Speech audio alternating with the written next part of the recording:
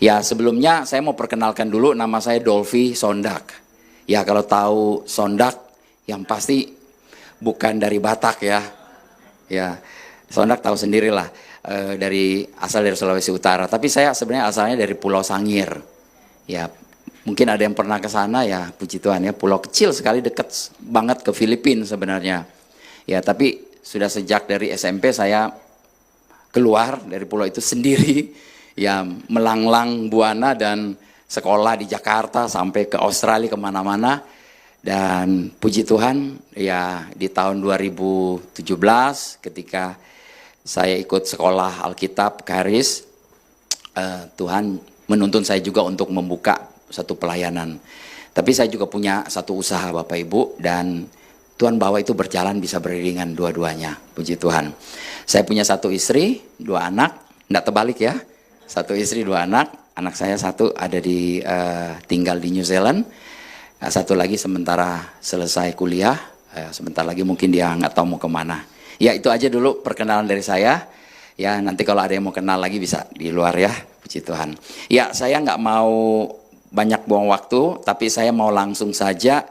Puji Tuhan saya dikasih tema tentang firman yang memerdekakan ya. Ya kita mungkin bisa baca di Yohanes 8, 31 ayat 32. Itu bisa next slide ya. Ya di sini dikatakan, maka katanya kepada orang-orang Yahudi yang percaya kepadanya, jikalau kamu tetap dalam firmanku, kamu benar-benar adalah muridku. Dan kamu akan mengetahui kebenaran, dan kebenaran itu akan memerdekakan kamu. Tapi Bapak Ibu kalau kita baca di ayat 32 ini, kamu akan mengetahui. Sebenarnya bahasa aslinya itu adalah kamu akan mengenal, bukan mengetahui. Apa beda mengetahui dan mengenal? Contoh misalnya kalau saya tanya Bapak Ibu, kenal Pak Jokowi? Enggak, cuma tahu. Ya, jadi kita nggak kenal, cuma tahu. Ya kalau kenal itu bisa duduk bareng satu meja, makan sama-sama, tidur sama-sama, mungkin ya. Jadi ada orang yang sangat dekat dengan Pak Jokowi, kenal benar, siapa yang paling kenal benar? Istrinya. Ya bahkan segala sesuatu rahasia-rahasia rumah tangganya ya cuma istri yang tahu ya. Ya jadi itu sama, kata ini dipakai juga di dalam Yohanes 17 ayat 3. Ini saya tidak taruh ayatnya di sini. Tapi saya percaya Bapak Ibu sudah tahu ya, ini Yohanes 17 ayat 3 tentang hidup kekal kan? Apa hidup kekal? Hidup kekal itu bukan hidup selama-lamanya di surga. Ya kita pasti akan ke sana. Tapi di situ dikatakan bahwa mengenal pribadi Kristus. Nah ini kata yang sama dipakai, ginosko. Itu mengenal dengan dalam secara intim. Kalau Bapak Ibu pelajarin lagi di Kejadian 4 ayat 1 itu Adam mengenal Hawa. Tapi bahasa Indonesia memakai kata yang saya agak kaget juga. Adam bersetubuh dengan Hawa, maka lahirlah anak-anak. Tapi kata yang dipakai itu adalah ginosko, mengenal. Jadi mengenal itu adalah sesuatu yang intim banget, sama seperti suami istri yang jadi satu gitu loh. Ya. Jadi di sini ayat ini berkata bahwa kamu akan mengenal kebenaran. Kalau cuma sampai pada pengetahuan Bapak Ibu itu tidak akan memerdekakan sebenarnya. Ya kita tahu banyak orang Farisi yang Yesus juga sementara ngomong, mereka tahu ayat, hafal ayat, tapi mereka yang justru bunuh Yesus. Ya waktu ditanya, Herodes tanya di mana akan lahir raja itu, mereka tahu, oh di Bethlehem. Tapi mereka nggak pergi ke sana. Kalau saya tahu, saya betul-betul memahami ini, saya pasti akan, wah benar ya, akan lahir seorang raja ya, saya mau ikut dong, pergi, ya toh. Tapi mereka nggak pergi, ya mereka tidak mengalami. Jadi beda ya antara tahu dan mengenal. Ya mengenal di sini betul-betul kita secara intim. Nah sayang sekali banyak sekali orang-orang Kristen, anak-anak Tuhan yang mungkin cuma tahu, sekedar tahu, saya sudah selamat, saya sudah lahir baru. Bapak Ibu tahu ya lahir baru ya, lahir baru itu bukan karena dibaptis ya, terus lahir baru itu adalah betul-betul menerima Yesus sebagai Tuhan dan Juru Selamat. Percaya dalam hati, kita bisa mengaku dengan mulut kita bahwa Dia adalah Tuhan kita dan Juru Selamat. Pernah mengaku seperti itu? Kalau belum ya nggak apa-apa, kita bisa mengakuin itu. Ya, saya juga seumur saya Kristen. Dari semenjak kandungan mama saya, boleh dibilang agama Kristen. Tapi ketika saya tahu saya lahir baru itu waktu saya umur 38 tahun. Ya, waktu itu saya dengar ada satu hamba Tuhan khotbah tentang seseorang yang 38 tahun lumpuh. Bapak Ibu pernah tahu ya cerita ini ya. Yang di pinggir kolam Bethesda ya. Dan dia nunggu Yesus, ada orang yang cemplungin dia ke dalam air. Saya waktu itu bilang, aduh itu saya. Saya orang yang sementara tunggu-tunggu. Ada satu kegerakan gitu loh. Nah di situ saya betul-betul terima dia sebagai Tuhan dan Juru Selamat. Jadi saya masih ingat banget umur 38 tahun. Jadi enggak apa-apa kalau Bapak Ibu ada yang umur 70, yang belum pernah mengakui dia sebagai Tuhan Juru Selamat. Ya ini sering-sering lah. Ya karena pengakuan kita itu betul-betul jadi hidup ketika itu dari dalam hati kan ya. Ya segala sesuatu yang ada di dalam kita itu pasti akan keluar dengan perkataan kita. Jadi kalau kita percaya dia sebagai Tuhan Juru Selamat, akuilah. Ya ini enggak masalah. Beberapa kali kita akui juga enggak apa-apa Bapak Ibu ya. Nah itu sekali kita mengakui, tahu enggak, kita itu betul-betul dipindahkan dari kerajaan gelap kepada kerajaan terang. Dari kerajaan si jahat kepada kerajaan anaknya. Jadi ini sesuatu yang luar biasa. Ya mungkin enggak ada yang berubah dari penampakan Bapak Ibu. Kalau saya seperti saya yang ganteng begini ya tetap ganteng gitu loh. Ya, nggak ada yang muji soalnya, jadi saya puji sendiri aja. Ya, jadi sayang sekali kalau misalnya Bapak Ibu sudah diselamatkan, tapi tidak mengalami benefit dari keselamatan itu. Sayang kan? Ya, kalau kita berpikir nanti aja di sorga, kita baru happy-happy, kita baru bahagia dan lain-lain, terlambat. Makanya Alkitab katakan, apa yang dilakukan orang pada saat pertama kali ke surga? Nangis. Tapi dia akan hapus air mata kita, amin. Ya, menangis kenapa? Karena menyesal, kenapa saya di bumi tidak mengalami kerajaan surga. Yang ada kok tiap hari kerajaan neraka ya. Ya, tapi ini yang Yesus mau ya, yang Tuhan mau ya. Kita sudah diselamatkan, kita mau menikmati keselamatan itu yang ada di bumi ini ya. Nah, orang-orang sudah diampuni tapi masih terus mungkin masih merasa bersalah. Kenapa Bapak Ibu? Karena orang cuma tahu kebenaran tapi belum betul mengenal kebenaran yang tadi saya sampaikan ya. Nah, ada satu pepatah bagus banget, coba slide-nya di ini. Ini knowledge is not enough. Artinya pengetahuan itu nggak cukup. Kita perlu revelation knowledge. Pengetahuan pewahyuan. Ya. Pengetahuan pewahyuan itu kita peroleh karena apa? Tadi Yohanes 8 ayat 31 katakan, kalau kamu tetap tinggal. Ya. Kalau kamu jadi murid, kamu tinggal, kamu akan memperoleh. Kamu akan mengenal kebenaran. Jadi kita kenal kebenaran itu bukan sekedar kucuk-kucuk sebentar baca Alkitab udah gitu loh. Sama kayak kita mau kenal tadi Pak Jokowi kan ya. Bapak Ibu kan juga sama kayak mau pengen mengenal saya. Ini kan baru pertama kali ketemu. Betul? Ya. Jadi nggak kenal saya itu seperti apa sih, Pak Dolfi itu orangnya kayak gimana. Tapi kalau kita makin lama diskusi, makin lama bicara, tiap hari mungkin WA, telepon dan lain-lain, akhirnya lama-lama kita kenal, kita tahu. Nah, di sini pengetahuan itu kalau kita cuma tahu, ya nggak akan bisa memerdekakan kita.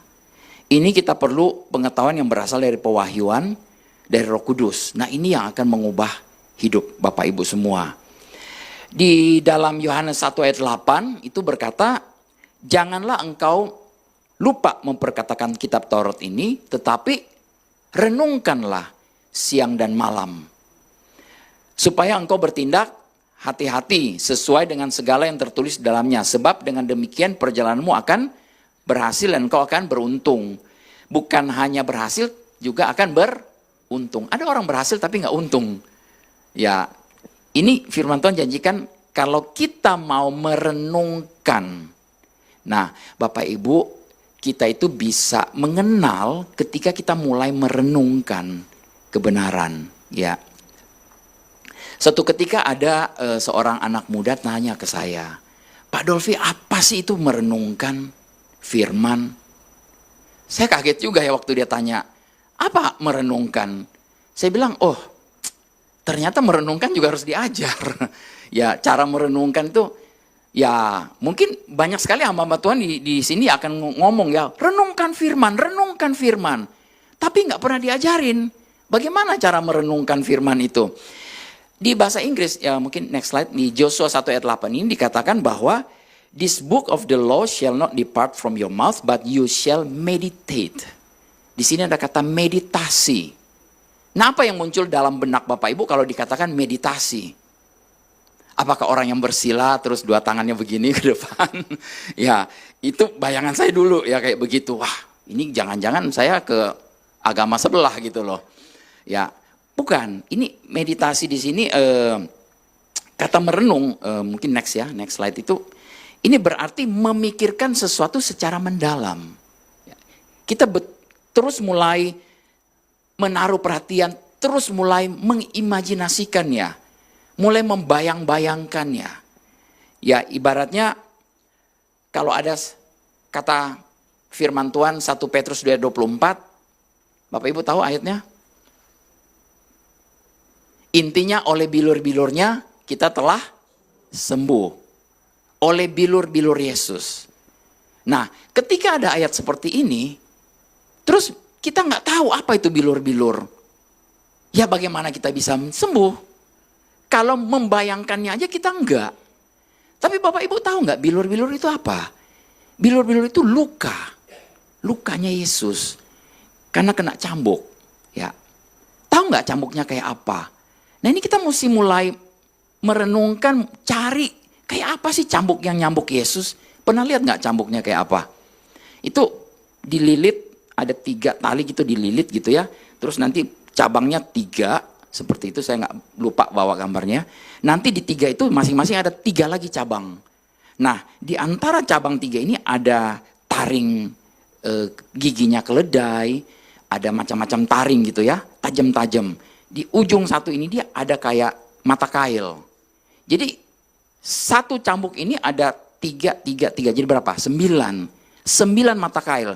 Jadi kalau itu dicambuk, ceter gitu, nancep, ditarik, itu sama-sama daging-dagingnya keluar. Nah kita bisa bayangkan, begitu dagingnya keluar, darah ngucur. Itu yang menyembuhkan kita. Kalau kita bisa bayangkan seperti itu, dia di atas kayu salib, dicambuk berkali-kali, sampai hancur kitab Yesaya katakan, dia sudah gak kelihatan seperti manusia. Kelihatan seperti beast, satu makhluk yang gak dikenal gitu loh. Ya. Dan maaf kata, kalau ada Bapak Ibu punya salib di rumah yang ada Yesus, terus ada selembar kain, sorry itu bohong. Ya, nggak seperti itu. Dia betul-betul ditelanjangin. Ya, tapi udah hancur semua. Nah, saya tuh 10 tahun lalu waktu saya terima kebenaran ini, saya mulai renungkan, wow, ketika saya mulai renungkan, Bapak Ibu tahu nggak apa yang terjadi? Sampai sekarang saya nggak pernah sakit. Kenapa? Bukan nggak pernah diserang, sakit, bukan nggak pernah merasa tubuh nanti, aduh bakal flu, bakal batuk. Ketika saya mulai mau flu, mau batuk begitu, saya ingat ayat ini. Karena saya sudah pernah merenungkannya, saya ingat. Jadi saya mulai bisa mengimajinasikan ada salib, ada Yesus, dan tubuhnya hancur, darahnya mengalir. Untuk nanggung semua sakit penyakit, saya bisa mengimajinasikan itu seperti sebuah film. Dan saya bilang kalau begitu, gejala flu, gejala batuk ini pergi kau ke sana. Bukan lagi milikku, karena dia yang tanggung. Kalau Yesus yang tanggung, ngapain kita harus tanggung? Amin. Jadi Bapak Ibu yang punya sakit penyakit ini sekarang mulai berpikir bahwa ini ilegal dalam tubuh saya. Ini harusnya pergi ke sana.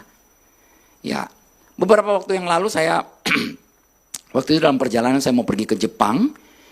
3 hari sebelum mau pergi, lutut saya sakitnya minta ampun. Rumah saya itu 2 lantai, saya mau naik ke atas itu saya sampai merangkak. Tapi saya diam-diam, saya nggak mau kasih tahu istri saya. Karena kalau kasih tahu, udah dia bilang sudah selesai, kita nggak pergi aja. Ya. Tapi saya cuma pikir, saya teringat kembali ayat ini. Ya, ayat ini powerful sekali. Dan saya bilang, ini apa sih yang ada dalam lutut saya ini dia? Ini kamu nggak boleh ada di sini nih. Pergi kau dalam nama Yesus. Begitu saya ngomong begitu, tahu nggak apa yang terjadi? Tambah sakit. Bukannya sembuh, tambah sakit. Saya jadi bertanya-tanya. Pernah nggak Bapak Ibu pernah begitu ya? Jadi bertanya-tanya, ini benar apa enggak nih? Firman Tuhan ini benar apa enggak? Iman jadi goyang. Tapi kemudian mulai ketika saya baca lagi ayatnya, saya baca yang keras. Ya, dia sudah menanggung segala kelemahan tubuh kita. Infirmities itu artinya segala sesuatu yang lemah-lemah lah dalam tubuh kita. Ya ini kan sesuatu yang melemahkan tubuh saya. Saya nggak, Bapak Ibu tahu kalau ke Jepang ya kita harus pakai kaki kita. Banyak jalan di sana. Nggak kayak di Indonesia naik turun mobil. Saya mau pakai kaki saya bilang. Saya mulai perkatakan, kakimu seperti kaki rusa. Kaki-kaki rusa yang menjejakkan ke atas gunung. Saya akan pergi untuk memberitakan kabar baik. Puji Tuhan, 1 hari sebelum saya berangkat, sembuh total. Ya, tiba-tiba saya sudah nggak ingat. Oh, kayaknya 2 hari yang lalu masih sakit banget. Sekarang udah nggak gitu loh. Ya, jadi maksudnya bukan berarti kita nggak pernah kena gejala dan lain sebagainya. Tapi kalau firman itu kita sudah mulai renungkan terus menerus, itu menjadi satu yang hidup di dalam kita. Ya, dan ini nggak bisa disangkal Bapak Ibu. Ini kebenaran. Ya. Jadi merenungkan di Alkitab itu merenungkan firman itu bukan hanya membaca dalam hati, mungkin next slide ya. Tapi mulai memikirkan firman itu berulang-ulang. Berulang-ulang, mulai mengucapkan, menggumam. Kalau bahasa aslinya bilang kita mulai menggumamkan. Oh, bilur-bilur Yesus sudah menyembuhkan saya. Makasih Tuhan, aku sudah sembuh. Kita ini orang-orang yang sudah selamat, betul bukan? Ya. Kita bukan berusaha untuk selamat, betul? Berarti kita ini orang-orang yang juga sudah sehat, amin? Bukan berusaha untuk sehat, amin? Ya orang sehat ya udah jalan aja, ya bangun dari tempat tidur. Kita ini orang-orang yang sudah diberkati, amin? Kalau orang-orang diberkati ngapain dong? Ya kita menjadi berkat. Ya kita bukan lagi menunggu-nunggu berkat itu. Oh Tuhan tolong berkati. Saya bilang anak-anak Tuhan kita harus ganti doa kita. Harusnya doa iman. Doa mengucap syukur. Bapak terima kasih untuk segala berkat rohani dalam kerajaan sorga yang sudah dicurahkan buat saya. Amin. Efesus 1 ayat 3 itu. Dan terpujilah Allah Bapa dan Tuhan kita, Yesus Kristus, yang dalam Kristus Yesus itu dia sudah mencurahkan kepada kita segala. Nah kalau saya bacakan ayat ini biasanya saya panjang-panjangin segalanya. Segala berkat rohani dalam kerajaan sorga. Amin. Ya, jadi segala berkat rohani itu sudah dicurahkan. Segala berkat artinya apa? Segala artinya apa? Semua. Semua artinya apa? Segala. Mau diulang-ulang sama ya. Pada wae ya. Jadi ibaratnya sorga kosong. Ya nggak mungkin sorga kosong. Itu sudah dicurahkan. Berkat rohani. Pak Dolvi saya perlu berkat jasmani. Bukan berkat rohani. Iya Bapak Ibu. Kalau kita baca di Ibrani 11 ayat 1, 2, 3. Segala sesuatu yang kita lihat asalnya dari tidak kelihatan. Artinya segala sesuatu yang kita lihat ini asalnya dari sesuatu yang bersifat roh. Roh itu tidak kelihatan kan? Ya, tapi itu berasal dari idenya Allah. Nah, sekarang kita manusia. Tahu nggak? Mimbar ini sebelumnya kan nggak ada. Ini adanya di mana? Ini adanya di pikiran perancangnya. Oh, saya mau bikin mimbar seperti ini. Dia mulai rancang, kemudian dia mulai gambar, baru mulai kelihatan. Dia tinggal bawa ke pabrik, pabrik bikin, jadilah seperti ini. Tapi ini asalnya dari tidak ada, Bapak Ibu. Ya, sama Bapak Ibu juga kepengen punya anak, kan memikirkan dulu. Ya, nggak mungkin tiba-tiba punya anak langsung gitu loh. Ya nggak akan. Jadi segala sesuatu kehidupan kita sekarang ini asalnya dari segala sesuatu yang kita mulai pikirkan, imajinasikan. Jadi hidup Bapak Ibu sekarang ini adalah hasil dari pikiran, perenungan, imajinasi beberapa waktu yang lalu. Nah kalau sekarang Bapak Ibu nggak suka dengan hidup yang seperti sekarang, kok hidup saya ini kayak gini-gini aja ya? Mulai robah pola pikirnya. Ini pola pikir yang mulai memerdekakan dengan apa? Dengan kebenaran, dengan firman. Ya, oke, saya lanjut aja dulu ya. Ini kata Ibrani dari merenungkan ini itu namanya haga. Haga itu ya itu tadi bergumam, menggumamkan, berbisik ya. Kemudian mengucapkan berulang-ulang dan mulai memikirkan itu terus menerus. Terus menerus. Guru saya, Andrew Womack, waktu itu dia bisa membangkitkan orang mati. Tapi apakah seketika dia bisa membangkitkan orang mati? Enggak. 6 bulan sebelumnya, dia sudah mulai memikirkan bagaimana kalau dia tumpang tangan, orang tiba-tiba bangkit. Ya, ada teman saya yang lucu banget waktu itu di Manado, dia bilang, saya mau berdoa untuk orang bangkit, orang mati bisa bangkit. Dan dia berdoa, dan beneran orangnya bangkit. Dia sendiri yang kaget. Dia loncat dulu, loh kok bisa? Ya ternyata memang orangnya bangkit gitu loh. Jadi kadang-kadang kita mau berdoa aja kita nggak pernah mulai bayangin. Ya, kita mau tumpangkan tangan orang sakit pun. Ya dulu saya waktu remaja kita suka pergi besuk orang sakit. Dan kita tolak-tolakan. Kamu aja yang doain. Oh dia lebih rohani. Saya enggak lah, saya biasa-biasa aja. Karena ini kita nggak ketahui identitas kita, siapa kita, ya. Dan kalaupun akhirnya saya yang berdoa, saya bilang, ya Tuhan, sekiranya kalau kehendakmu, biarlah orang ini sembuh. Ini namanya doa chicken, doa apa? Pengecut, ya. Doa yang menyerahkannya kembali ke Tuhan. Ya kalau Tuhan mau sembuhkan terserah Tuhan. Kalau Tuhan mau pulang, mau ambil dia pulang, ya terserah Tuhan juga gitu loh. Ya nggak begitu Bapak Ibu. Kalau kita belajar sekarang otoritas, kita belajar kuasa, itu sekarang diberikan kepada kita anak-anak Tuhan. Ya, di Matius 10 ayat 9, Matius 10 ayat 8 dan Lukas 10 ayat 9 itu, Yesus berkata, pergilah sembuhkan orang sakit. Betul? Yang menyembuhkan siapa? Ayo, firman Tuhan bilang, kamu pergilah sembuhkan orang sakit. Yang nyembuhin siapa? Siapa?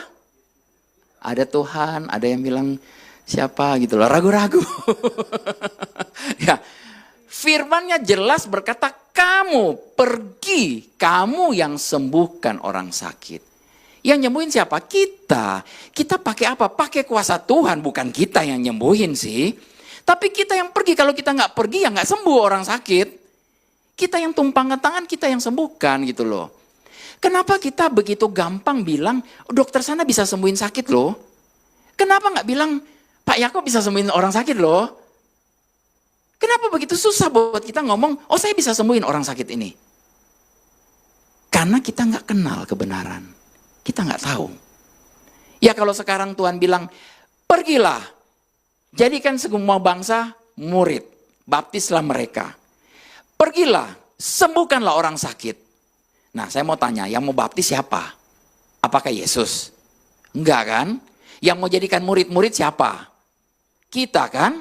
Yang nyembuhin siapa? Kita. Oke? Biarlah ini memerdekakan Bapak Ibu ya. Jadi mulai sekarang berdoa, perintahin orang sakit sembuh. Pergi, sakit penyakit, usir sakitnya. Jangan bilang, Tuhan tolong sembuhin dia. Bukan Tuhan, Tuhan dari atas bingung. Loh, kan kuasaku udah aku kasih ke kamu. Kalau kamu nggak mau pakai, ya udah. Ya, ibaratnya Bapak Ibu kayak diberi sesuatu gitu loh. Ya, misalnya nih saya kasih ke Pak Tom ya.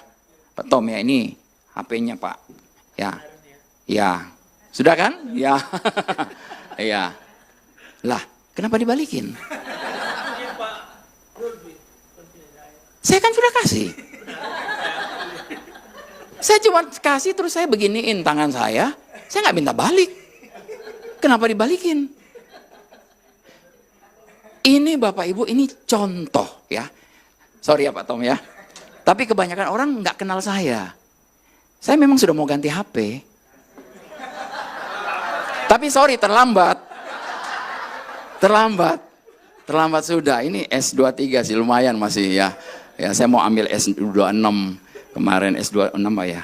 Terakhir ya, terbaru gitu loh. Kenapa? Kadang-kadang kita sudah diberi, tapi kita nggak percaya kalau itu sudah diberi. Kayaknya Pak Dolfi terlalu berharga nih HP-nya. Saya nggak pantas terima. Itu kan punya Bapak. Apa yang Pak Tom merasakan? Ya itu. Kuasa itu sudah diberikan kepada Bapak Ibu. Ambil, terima, pakai. Amin. Jangan bilang, Tuhan, ini balikin kuasamu. Engkau yang nyembuhin. Aku gak layak pakai kuasamu. Gak bisa. Terlalu berharga kuasamu. Aku gak layak. Ya memang kita gak layak, tapi Tuhan sudah layakkan. Sudah benarkan kita. Sudah diberi segala kuasa dan otoritas. Sekarang kenapa gak ambil? Kalau saya jadi bapak, nah karena Pak Tom gak kenal saya. Saya kemana-mana selalu kasih ilustrasi begini. Ya puji Tuhan kalau nanti Pak Yakob undang saya sekali lagi. Kalau diundang ya, semoga diundang. Dan saya beri ilustrasi kayak begini, Bapak Ibu cepat ambil. Ya, jangan ragu-ragu gitu loh. Serius, paling saya kasih ya udah saya ambil aja dia punya SIM cardnya. Ya, saya mau ini. Tapi kan ini sekedar contoh. Ya. Tapi ini ilustrasi yang kemana-mana saya bawakan ini, orang-orang jadi tahu, iya ya, saya kok kayaknya nggak layak terima. Bapak Ibu tahu, Bapak Ibu itu sebagai, karena kita ini tidak mengenal identitas kita, siapa kita dalam Kristus, apa yang sudah Dia berikan kepada kita. Ini ibaratnya Bapak Ibu kayak matahari, tahu dong matahari ya, bukan department store matahari, bukan. Benar-benar matahari, seandainya Bapak Ibu bisa ambil matahari, terus kantongin, rasanya apa? Panas, powerful. Wah, saya bisa ambil matahari, bisa taruh di kantong saya. Tapi tahu nggak, yang Bapak Ibu sekarang kantongin, itu pencipta matahari, bulan dan bintang, surga. Pencipta yang Maha Kuasa itu ada di dalam kita. Amin. Ya. Terus kita masih merasa, aduh Tuhan, saya kok ditinggalin, saya begini dan begitu. Karena kita nggak sadar, kita nggak kenal. Ya kita kan sudah terima Yesus dong. Amin. Bapak Ibu semua ada yang belum terima? Ya sekarang terimalah. Yesus sebagai Tuhan dan Juru Selamat. Begitu terima seketika itu kita dilahirkan baru. Amin. Firman Tuhan bilang kamu adalah ciptaan yang baru, 2 Korintus 5 ayat 17. Yang lama, sesungguhnya yang lama sudah berlalu, yang baru sudah datang. Ibarat mobil baru. Bapak Ibu bukan mobil yang penyok-penyok. Masuk bengkel terus dibenerin, keluar jadi mobil apa? Mobil renovasi, hasil renovasi, bukan mobil baru. Kalau mobil baru, saya senang mobil baru. Ya kalau mobil baru keluar dari showroom, senang Bapak Ibu. Baunya aja baru. Ya. Kalau pletekin plastiknya, gitu, aduh enak banget dengernya. Ya buka plastiknya, ya ada orang yang bertahun-tahun mobilnya masih kelihatan baru, ya karena plastik di atasnya masih ada. Ya saya nggak tahu ya kalau ada di sini. Ya tapi maksudnya kalau mobil betul-betul baru, ya kita benar-benar baru. Ya tapi apanya yang baru? Rohnya yang baru. Sayang sekali kita masih punya program, pikiran, perasaan, kehendak itu masih yang lama, itu yang mesti diperbarui. Roma 12 ayat 1 dan 2 berkata bahwa kita jangan menjadi serupa seperti dunia ini, tapi kita perlu berubah. Yang berubah apa? Pola pikir, pembaruan pola pikir. Oke, kita balik ya. Jadi merenungkan firman itu sebenarnya itu next. Next slide ya. Itu mengarahkan fokus kepada apa yang Allah katakan, bukan pada keadaan. Ya, bukan pada perasaan. Kita nggak bisa lagi hidup dengan perasaan sekarang. Maksudnya begini, dalam kita menerima sesuatu yang rohani, kita jangan pakai lagi perasaan-perasaan Bapak Ibu. Bapak Ibu datang ke gereja hanya untuk menerima perasaan, kayak disentuh Tuhan. Sorry, itu udah bukan zamannya lagi. Apalagi kalau WL-nya di depan, kitanya nggak merasa apa-apa, padahal WL udah bersusah payah nyanyi, song leadernya, musiknya udah luar biasa. Sepertinya suasana memang udah naik. Terus kita bilang, kayaknya suasananya nggak naik. Kayaknya WL-nya ini kayaknya lagi berdosa ini dia apa gitu loh. Pemain musiknya lagi ngapain gitu loh ini ya. Itu cek kitanya sendiri. Ya. Jadi kita bukan lagi memuji Tuhan, menyembah Tuhan itu sebenarnya dalam roh dan kebenaran, bukan pakai perasaan. Bisa kita memuji menyembah Tuhan dengan segenap hati, jiwa, dengan perasaan kita boleh. Ya, tetapi bukan perasaan kita yang akan memimpin. Yang memimpin adalah roh dan kebenaran. Jadi seseorang yang memimpin di sini pun, Bapak Ibu juga yang di bawah yang menyembah Tuhan, menyembahlah dalam roh dan kebenaran. Firman-Nya adalah kebenaran. Menyembahnya dengan pakai apa? Firman. Bapak terima kasih, firman-Mu berkata oleh bilur-bilurnya aku sudah sembuh. Bapak aku berterima kasih, Engkau yang kaya rela jadi miskin supaya aku yang miskin jadi kaya. Amin. Bapak Ibu suka jadi kaya? Kok sedikit sekali yang ngomong amin ya? Kalau nggak mau ya udah kesini aja. Ya, literally kata kaya di situ adalah benar-benar kita, Tuhan itu mau kita kaya. Kapan dia jadi miskin? Yesus itu nggak miskin loh. Ya, Yesus itu waktu lahir aja ada orang dari orang Majus datang, raja-raja bawa persembahan emas, kemenyan dan mur. Saya percaya mereka nggak bawa 10 gram emas, 20 gram emas, enggak. Pasti berpeti-peti, karena ini raja. Dan mereka nggak cuma 3 orang loh ya yang datang ya. Jangan Bapak Ibu gambarin, karena gambar artis cuma 3 orang yang datang.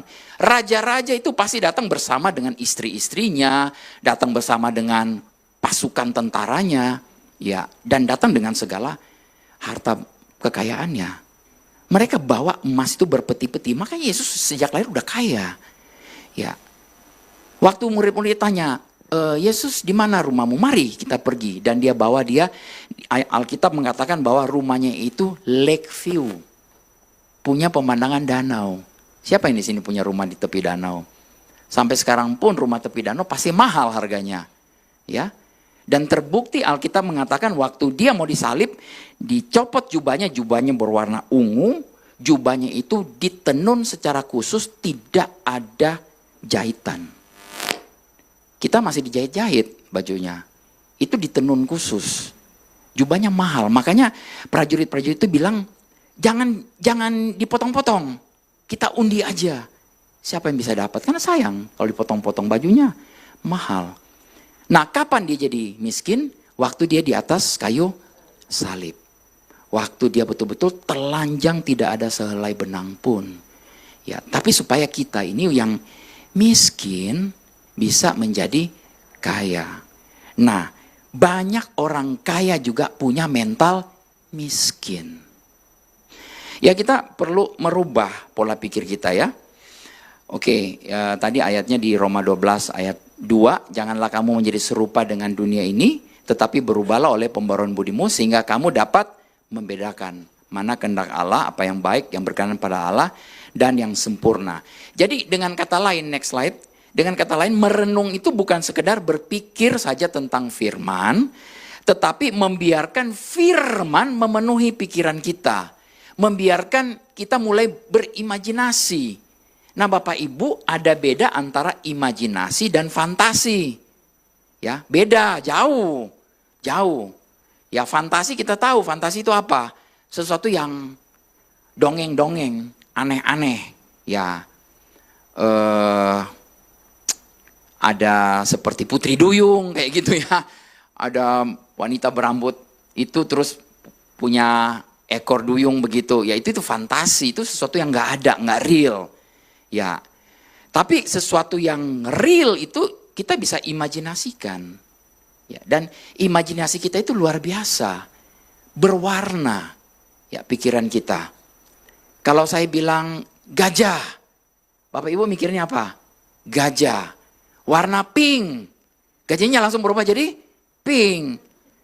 Nah, terus saya bisa bilang pisang. Pisang ada yang berwarna-warni.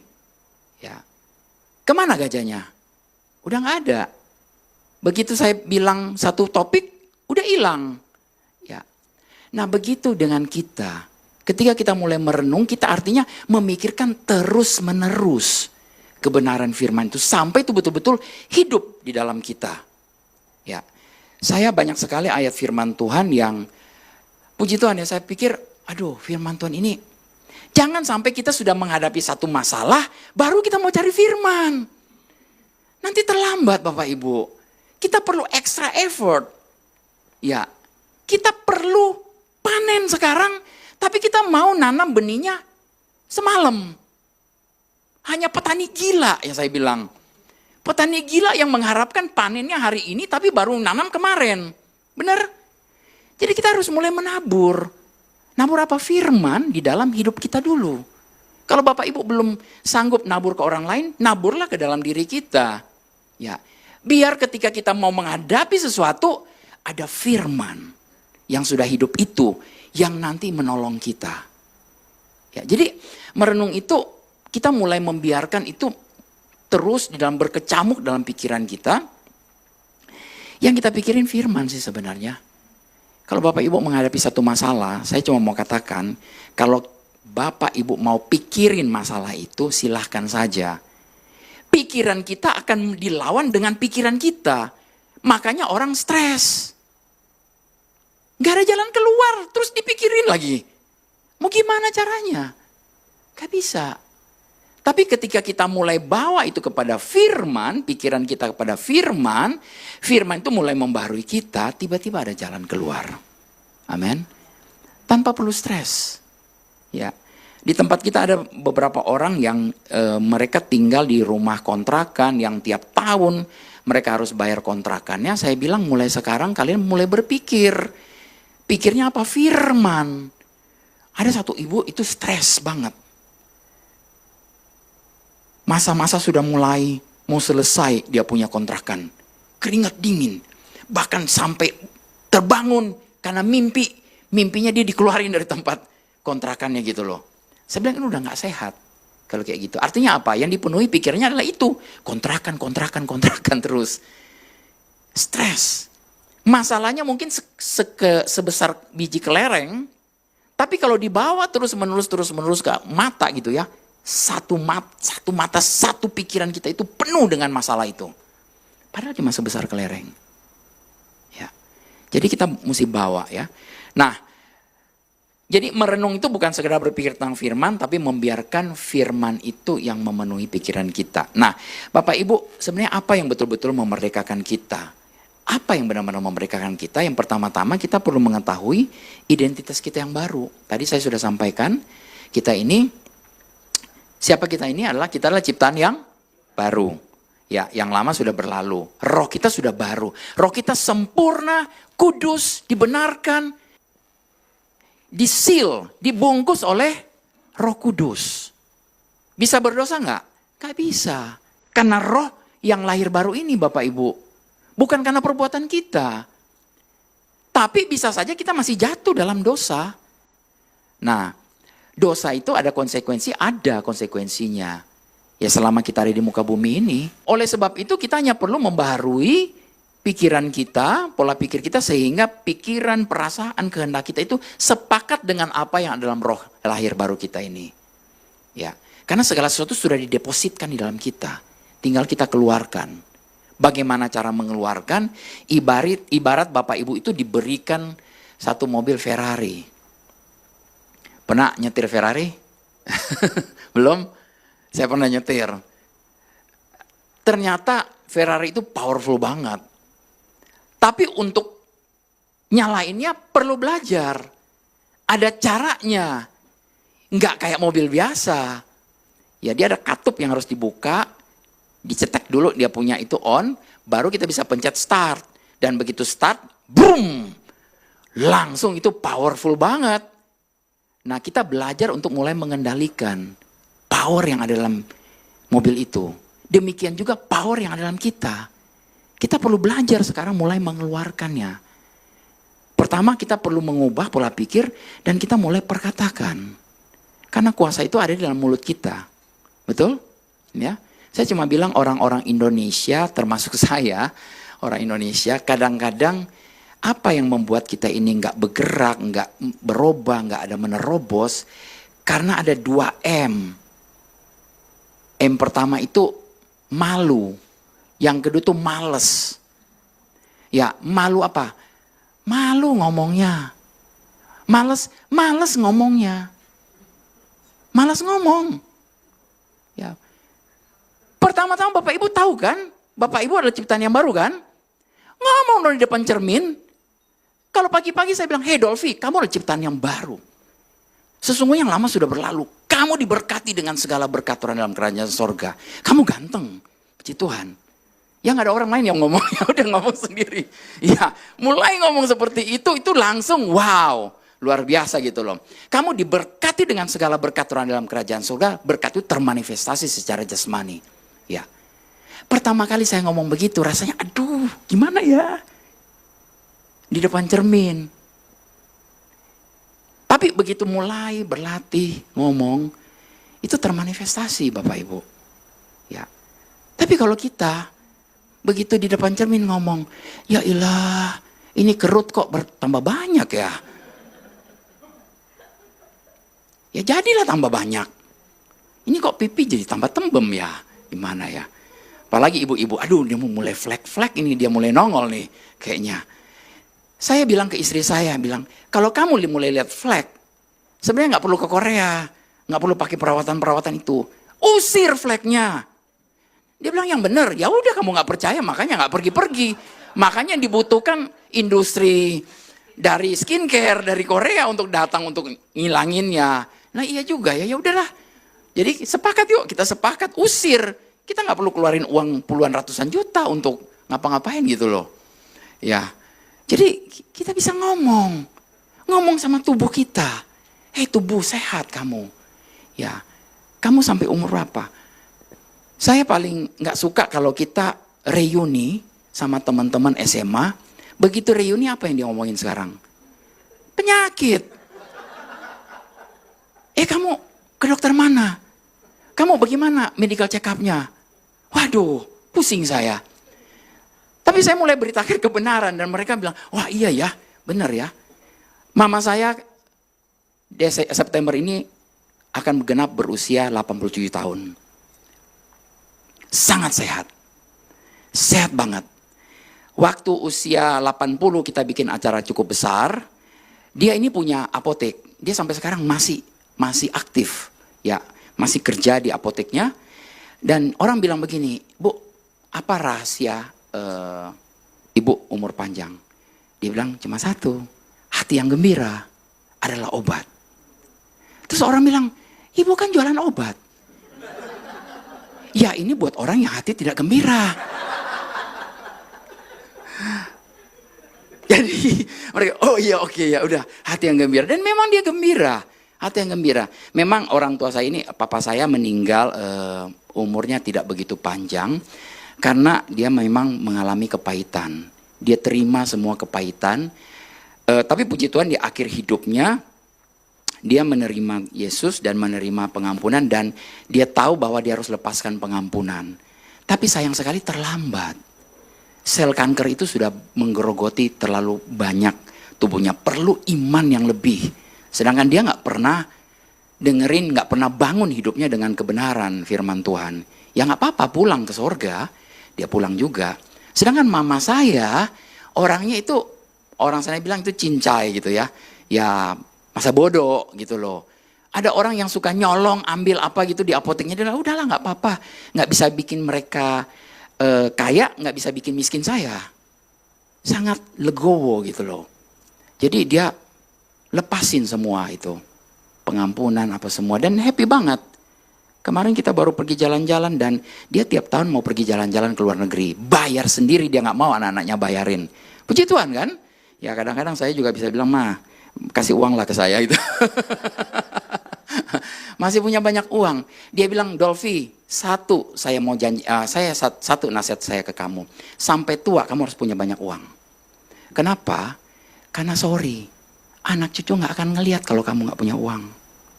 Ya, jadi kita minta hikmat sama Tuhan untuk kita sampai tua pun kita bisa makmur. Amin. Ya, supaya bukannya apa-apa, kita bisa jadi berkat. Ya karena dengan kemakmuran itu kita jadi berkat kan. Itu jadi pelajaran buat saya. Saya bilang, iya oke, Ma. Ya saya jadi Dolfi yang makmur. Ya bukan Dolfi yang minta-minta gitu. Ya itu perubahan pola pikir. Ya mama saya suka baca Alkitab. Dia suka merenungkan firman Tuhan juga. Dan sampai sekarang dia bilang, saya akan pergi keliling dunia kok. Ya kamu mau temenin mama, boleh. Nggak mau temenin nggak apa-apa. Ya tapi karena dia tahu saya ada uang, dia suruh saya bayar sendiri. Ya, jadi mengetahui identitas yang baru. Yang kedua, mengetahui bahwa Allah selalu baik. Ya, kita tahu di Yakobus 1 ayat 17, setiap pemberian yang baik dan anugerah yang sempurna itu datangnya dari atas, diturunkan dari Bapa segala terang, padanya tidak ada perubahan atau bayangan karena pertukaran, tidak ada kegelapan, tidak ada bayangan. Artinya bayangan itu kan masih gelap ya. Jadi ibaratnya siang tengah hari bolong itu cahayanya turun gitu loh, nggak ada sama sekali, nggak ada kegelapan. Pemberiannya Allah itu selalu baik ya. Jadi jangan ada Bapak Ibu berpikir bahwa sakit penyakit, ini saya sengaja diuji oleh Tuhan. Oh ini karena usaha saya jadi nggak jalan karena Tuhan mau saya lebih dekat sama Dia. Enggak. Ya Tuhan tidak akan mengajar Bapak Ibu melalui hal-hal yang tidak baik, melalui masalah. Tidak. Tuhan mengajar kita pakai firman, bukan masalah. Ya ada yang bilang, ya hidup kita ini kayak roda Pak Dolfi. Kadang di atas, kadang di bawah. Ya buat kamu aja. Buat saya enggak. Ada yang kan bilang begitu, itu filsafat dunia. Kalau kita terima itu, kita jadi kayak dunia. Oh kadang hidup kan di atas, kadang di bawah katanya. Kayak roda. Jadilah buat kamu. Buat saya no. Saya hidup naik terus. Jadi kepala bukan ekor. Amin. Iya. Tidak pernah turun. Kalau saya turun berarti ada sesuatu yang harus saya introspeksi kembali. Oh ya Tuhan, oke. Ada apa ya di saya? Tapi janjinya naik ya naik. Jangan pernah turun Bapak Ibu. Jangan dicampur dengan filsafat dunia. Kita banyak sekali anak-anak Tuhan itu campur dengan filsafat dunia. Ya, saya percaya Tuhan itu mengajar kita melalui firman bukan dengan masalah. Ya, kalaupun terjadi masalah, dia akan mengambil masalah itu menjadi kebaikan buat Bapak Ibu. Tetapi kita tidak perlu belajar dari hard knocks, dari pukulan tinju orang gitu loh. Ya. Ada yang dihutangin uang, kemudian orangnya nggak bayar-bayar, sakit hati. Saya mengalami Bapak Ibu kayak begitu. Ya Tuhan berfirman bahwa saya dulu terikat dengan satu firman bilang bahwa hati-hati ya, iblis bisa pakai itu yang di dalam kepala kita untuk mengikat kita, bukan memerdekakan. Firman itu memerdekakan kan. Ya jadi kalau ada orang datang meminta pinjaman harus beri pinjaman gitu loh. Ya udah saya kasih pinjaman gitu loh. Tapi ternyata ada ayat yang lain berkata bahwa orang fasik meminjam tidak mengembalikan. Jadi Bapak Ibu harus tahu ini orang fasik apa orang benar. Kalau orang benar kita bantu, tolong ya dia pasti akan balikin. Tapi orang fasik, siap-siap aja hati Bapak Ibu. Ya. Jadi lebih baik jangan kasih pinjam, kasih bantuan saja. Ya. Saya belajar sekarang kalau ada orang datang ke saya mau pinjam, saya tanya masalahnya apa, saya kasih bantuan. Saya tolong supaya terlepas dia, terlepas saya. Ya. Saya nggak pikir-pikir tentang hutangnya, ya dia juga nggak pikir-pikir tentang hutang dia, sama-sama bebas mereka. Ya jadi setiap pemberian yang baik selalu berasal dari Allah. Bapak itu bukan sumber dari bencana, bukan dari segala gempa bumi dan lain sebagainya, tidak. Kenapa terjadi gempa bumi dan lain sebagainya? Karena memang dunianya sudah jatuh dalam dosa. bencana alam dan lain-lain, kematian yang prematur itu bukan rencana Tuhan. Ya, kalau ada orang-orang yang meninggal, Bapak Ibu juga jangan bilang, aduh dia dipanggil Tuhan. Tidak. Ya dianya sendiri yang mau pulang. Ya kalau Bapak Ibu mau pulang, pulang silahkan gitu loh. Tapi bukan Tuhan. Tuhan tidak pernah memanggil-manggil orang untuk mati. Dia panggil untuk apa? Hidup. Dan hidup yang berkelimpahan. Amin. Pada saatnya kita sudah selesai di muka bumi ini, kitalah yang pulang. Kita yang check out. Bapak aku mau pulang, ya udah pulang. Tidak perlu lewat sakit penyakit. Kenapa Bapak Ibu berpikir kalau mau mati itu harus sakit dulu? Udah sakit, bikin sakit lagi orang lain. Sorry ya, maksudnya benar kan? Ya kadang-kadang kan orang kalau sudah sakit parah ya harus dijaga juga. Orang lain juga jadi ikut sakit. Ya, kita tidak perlu check out pulang dalam keadaan yang sakit. Dalam keadaan yang sehat, segar. Amin. Pulang-pulang saja. Puji Tuhan. Tapi selama kita di dunia ini ya kita diberi kekuatan, kesehatan. Kita bisa menyampaikan kabar baik. Ya kebayang Bapak Ibu kalau saya sakit-sakitan. Ya Pak Yakob pasti nggak akan undang saya ke sinilah. Saya nggak akan bisa datang juga ke sini ya toh. Ya saya nggak akan bisa pergi kemana-mana memberitakan kabar baik. Ya jadi tubuh kita ini adalah bait Allah. Amin. Kita yang punya tanggung jawab untuk menjaga. Jangan juga Bapak Ibu bilang, kolesterol pergi kau, pergi. Dalam nama Yesus pergi. Aduh kolesterol itu dia jaga mulut. Jaga leher. Ya. Oke jadi nanti musuh yang terakhir itu yang akan dibinasakan adalah maut. Yang dikalahkan ya. 1 Korintus 15:26 ya. Mengenai kemiskinan juga kita tahu kemiskinan itu juga bukan kehendak Tuhan.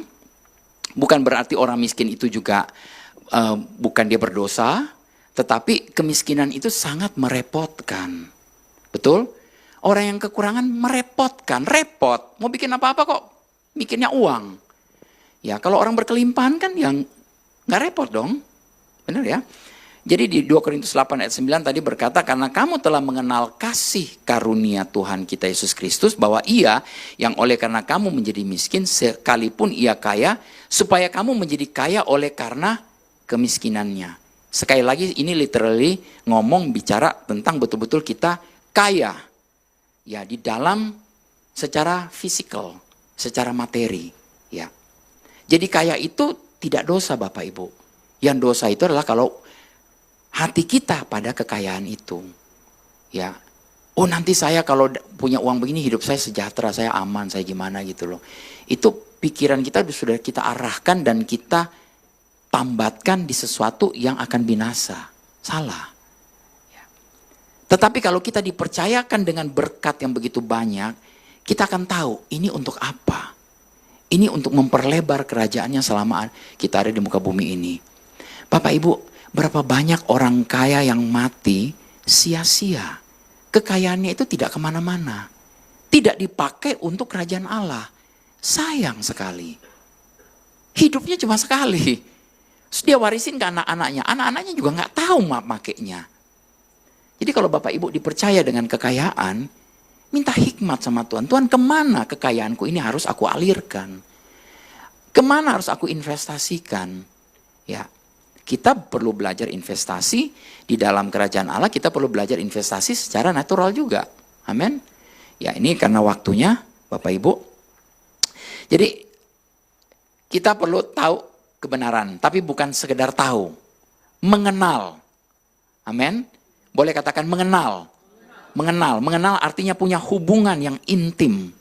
Yang intim itu artinya betul-betul bisa melahirkan sesuatu. Jadi kalau kita kenal firman-Nya, pasti ada hasilnya. Ya, sama seperti Yohanes 15, Yesus berkata, tinggallah di dalam aku dan aku di dalam kamu. Dan kamu akan berbuah. Dan buahmu akan tetap. Buahmu banyak. Orang akan melihat buah-buah roh. Buah roh itu dia akan termanifestasi. Ya, kasih, sukacita, damai sejahtera, kesabaran. Bapak Ibu sabar. Makanya firman Tuhan berkata bahwa jagalah hatimu dengan segala kewaspadaan. Karena dari situ terpancar kehidupan. Bapak Ibu saya berdoa, Bapak Ibu di tempat ini bisa betul-betul mengenal kebenaran. Boleh saya pimpin doa buat Bapak Ibu? Mari kita bangkit berdiri sebentar.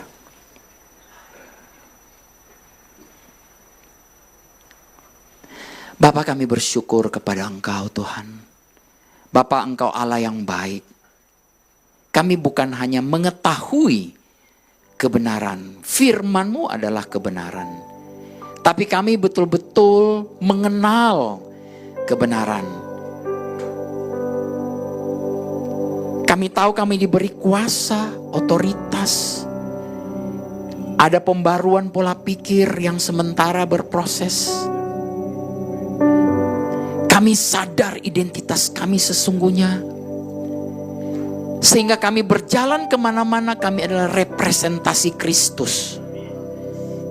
Terima kasih Tuhan. Kami diberkati dengan segala berkat rohani dalam kerajaan surga. Dan kami boleh menjadi berkat bagi banyak orang. Terima kasih Bapa. Aku berdoa kepada Engkau ya Bapa.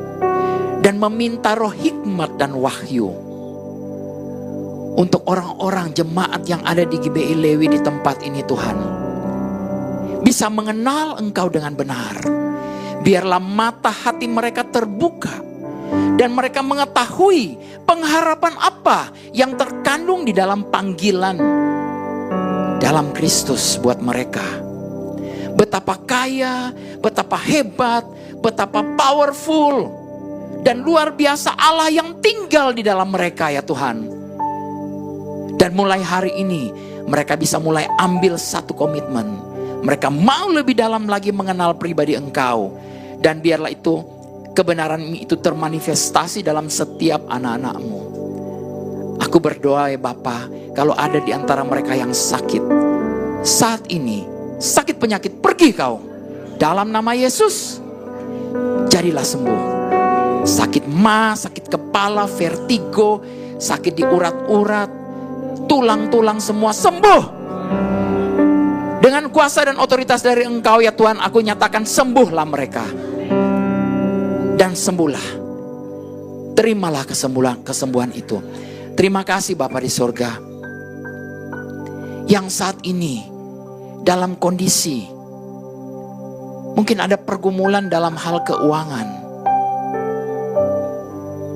Terbukalah jalan-jalan. Ada usaha yang baru, investasi yang baru, menguntungkan. Apa saja yang tangan Bapak Ibu lakukan, kerjakan, itu dibuat Tuhan berhasil dan beruntung. Nama Tuhan dipermuliakan. Terima kasih Bapak. Engkau pertemukan dengan orang-orang yang tepat. Bisnis-bisnis yang tepat. Bapak, setiap pekerjaan anak-anak-Mu ya Tuhan. Yang berkarir, naik terus karir mereka ya Tuhan. Memiliki usaha. Usaha mereka berlipat kali ganda ya Tuhan. Tuhan mulai mempercayakan dari hal-hal yang kecil kepada hal-hal yang besar. Bahkan sampai kepada jiwa-jiwa. Terima kasih Bapa. Mereka menerimanya di dalam nama Tuhan Yesus Kristus. Amin.